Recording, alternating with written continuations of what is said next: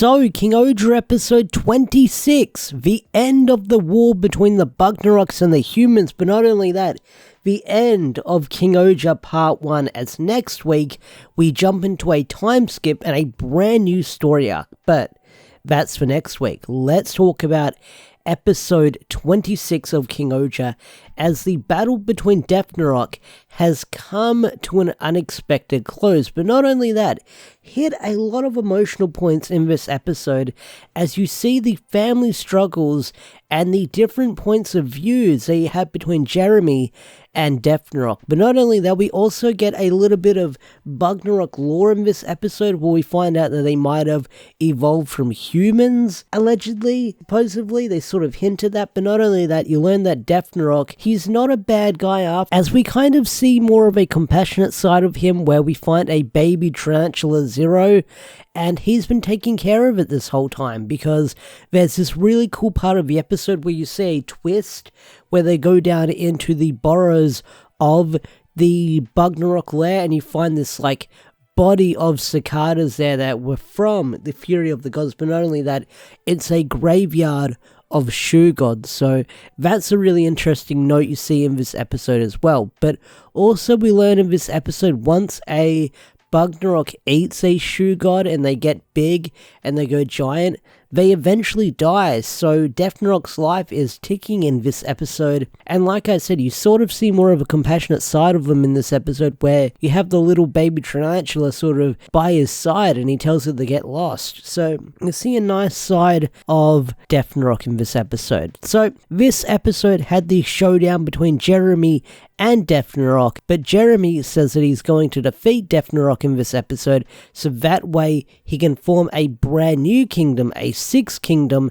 that will be for the Bugnarak. But to do that, he's got to take care of Desnarak, but not only that, he's going to have to get approval from all the other 5 kingdoms, which is something you know he's going to get because of the bond that he has with everyone, but he's going to wipe the floor with Desnarak first in this episode. And that's where you get in this episode. You get a really cool fight between the two as they have a struggle of their ideals and how they view things in this episode. And Jeramie's able to win in the battle, but not only that, there's this moment where he's about to deliver the finishing blow, but Gira stops him, and Gira says, "Hey, I understand that both sides are at war, but we need to apologize." And Gira apologizes on behalf of the humans, and he goes on to give this big speech saying, hey, the Bugnarak attacked first, and even if the Bugnarak won, the humans would have done what you guys done and tried to rise up and defeat you, even if it would take 2,000 years or more. So that was a really nice Gira moment we had in this episode, where he gives that speech about humans saying, even if we are pushed back, even if we are defeated, we're just going to keep fighting again and again, and we would have done the exact same thing if we were in your situation. So Gira's on his hands and knees apologizing to Desnarak, and it looks like Desnarak has finally seen the error of his ways. He's about to come around, but suddenly he's pierced by a giant nail from the sky. And then out of nowhere, Kamijin appears, and Kamijin says, hey, I don't want none of that. I've built up this war between the humans and the Bugnaraks for 2,000 years, and I'm not about to let it end now and let it all go to waste. So that big twist is we find out that Kamijin was the one who sort of fueled the flames between the war of the humans and the Bugnarak. So again, this episode starts to get emotional, where he fires up a giant, like a laser sunbeam that's about to go off, and Jeramie wants to protect him. He's unable to save him, and then you have this nice heart-to-heart moment between Desnarak and Jeramie, where he says, hey, you're gonna be a good king, or I know that you'll do good, and you'll make sure that our people have a kingdom. So Jeramie's unable to save him, but Desnarak, he gets blown to pieces, he gets obliterated, he gets turned to specks, dust, ash, he's gone, he's donezo.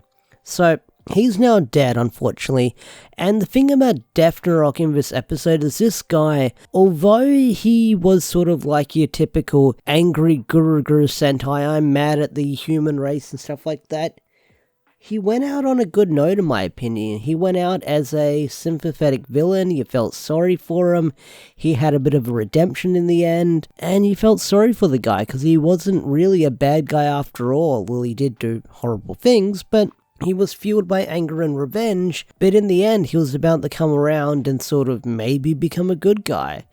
And I feel like they killed off this villain in a pretty good way. You actually felt sorry for him, because he almost came around in the end. So, Kaji Jim eats the shoe god and gets big, and then all the other King-Ohgers have a big battle with him. They summon God King-Ohger, and they defeat him, and then that's the end of the episode. Well, that's not the end of the episode. They defeat him, and then he's never seen ever again until probably next week, because if you know what's coming, you know what's coming with the time skip. So, he defeats him, or they defeat him, and then Jeramie is then issued the King of the Bugnarak as they open up a brand new territory for the Bugnarak to live in, and he's the king. So he makes this big speech in all the kingdoms saying, hey, I'm Jeramie, I'm the king of the Bugnarak, we're going to live side by side. And there's this moment where everyone is mostly silent. You do have Hat Guy doing his over-dramatic commentary, going, I hate the Bugnarak, what's going on? But there's a moment after the broadcast where Jeramie's narrating and he says, no one applauded after that. It was just silent. So this is the world sort of coming into terms with that news, so they have to live side by side with the Bugnarak, and seeing how we're getting a bit of a time skip, I am curious to see what the world of King-Ohger is going to be doing within those 2 years, to see if there was actually sort of peace between the two races. I get the feeling there's still going to be that sort of prejudice between the Bugnarak, because two different races that's been at war for 2,000 years. There's going to be some people who aren't just going to adjust to that, even after 2 years. So we've got that.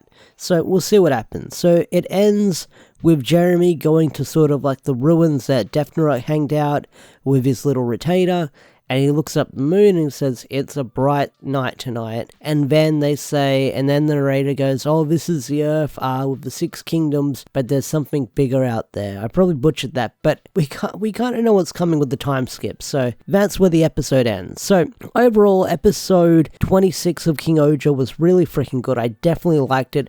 I feel like this was a good note to end this 26 story arc we've had for the longest time, or 26 episode story arc we've had for the longest time, and I feel like they wrapped it up pretty good, and setting up the next bad guy for next week. So that's going to be the enemy for the next half of the series, which I'm really excited to see, because we get to see him in next week's episode preview, and some more posters have come out of sort of the retainers, or the sort of the grunts and stuff like that, and then you've got Kyuruja Red on the poster as well. So we've got that going on. So, King-Ohger episode 26, really great episode. I'm still loving this show because I'm still reviewing it, I'm still recapping it, discussing it, all that good stuff. But what did you guys think of this episode? Tell me in the comment section down below. I'd love to hear your thoughts and opinions. With that said, I'm out of here. Thanks for watching, and I'll see you guys in the next video. Peace out, take care, bye.